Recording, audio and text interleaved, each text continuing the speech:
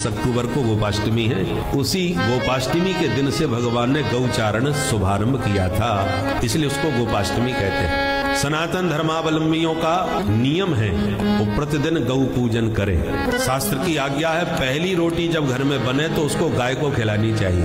पहली रोटी गाय की, अंतिम रोटी कुत्ते की होती है। अंतिम रोटी जो खाएगा उसकी बुद्धि खराब हो जाएगी, इसलिए अंतिम रोटी कभी नहीं खाना चाहिए। और पहली रोटी गाय को इसलिए खिलाना चाहिए कि गौ माता के रोम रोम में दिव्य देवी देवताओं का वास है। गौ माता के खाने से समस्त देवताओं को तृप्ति मिलती है और सभी देवताओं का भोग लग जाता है, इसलिए पहली रोटी गाय को खिलानी चाहिए। यदि आप प्रतिदिन गौ पूजन नहीं कर पा रहे हैं किसी परिस्थिति से, तो गोपाष्टमी के दिन गाय का विधिवत पूजन करके उसको प्रसन्न करो, तो साल भर की आपकी पूजा का फल आपको प्राप्त हो जाएगा। क्योंकि गोपाल बहुत प्रसन्न होते हैं गोपाष्टमी के दिन गाय का पूजन करने से। 30 अक्टूबर को गोपाष्टमी है। उसी गोपाष्टमी के दिन से भगवान ने गौचारण शुभारंभ किया था, इसलिए उसको गोपाष्टमी कहते हैं।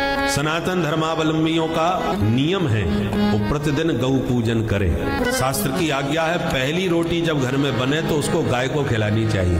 पहली रोटी गाय की, अंतिम रोटी कुत्ते की होती है। अंतिम रोटी जो खाएगा उसकी बुद्धि खराब हो जाएगी, इसलिए अंतिम रोटी कभी नहीं खाना चाहिए। और पहली रोटी गाय को इसलिए खिलाना चाहिए कि गौ माता के रोम रोम में दिव्य देवी देवताओं का वास है। गौ माता के खाने से समस्त देवताओं को तृप्ति मिलती है और सभी देवताओं का भोग लग जाता है, इसलिए पहली रोटी गाय को खिलानी चाहिए। यदि आप प्रतिदिन गौ पूजन नहीं कर पा रहे हैं किसी परिस्थिति से, तो गोपाष्टमी के दिन गाय का विधिवत पूजन करके उसको प्रसन्न करो, तो साल भर की आपकी पूजा का फल आपको प्राप्त हो जाएगा।